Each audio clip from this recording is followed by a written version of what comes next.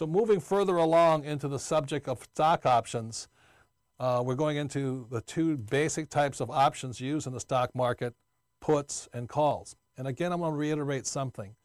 Whenever I say to an amateur investor the market might crash and they get all upset and they want to argue with me and all this, I know they're an amateur at that point because they don't understand puts and calls or options. And because a professional investor doesn't care if it goes up and doesn't care if it comes down because they'll protect their position either way. Another word for options is the word insurance. In the stock market, this is also called a hedge.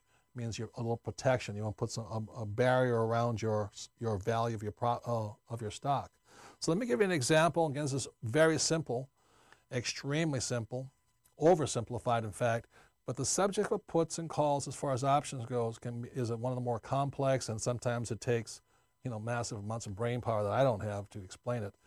But let's keep it very simple for the start right here.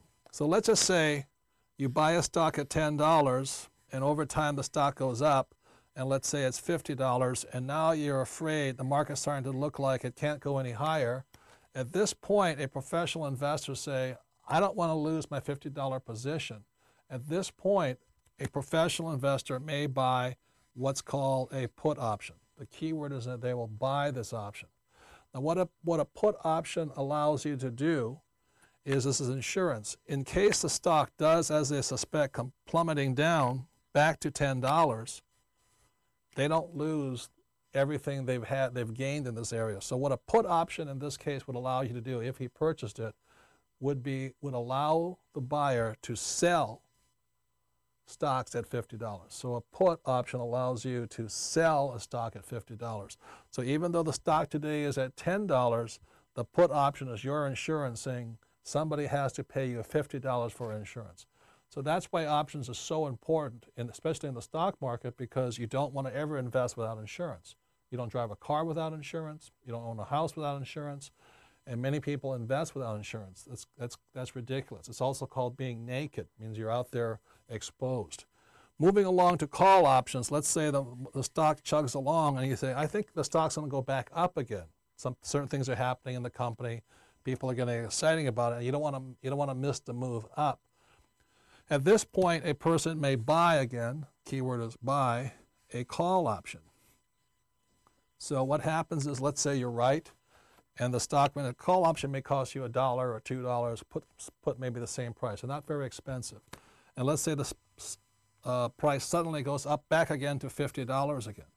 What a call option allows you to do, or a put allows you to sell, a call allows you to buy the share at $10, even though the stock is at $50 that day. So this is a very simple way of how professional investors either buy or sell in their use of options, puts, or calls. It's extremely simple. Took me a while to get my head around it, so please take your time in understanding it. If you need to rewind and look at this again, please do so, because it's very important to understand how professional investors use puts and calls.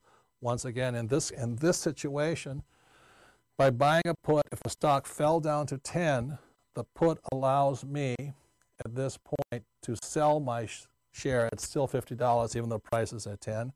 And in this case, if the stock market moved up to 50, the call option would allow me to buy shares of this stock at $10, even today the price is at 50. So options are a very important way that professional investors invest, and these are the two basic ways, puts and calls and options. Thank you.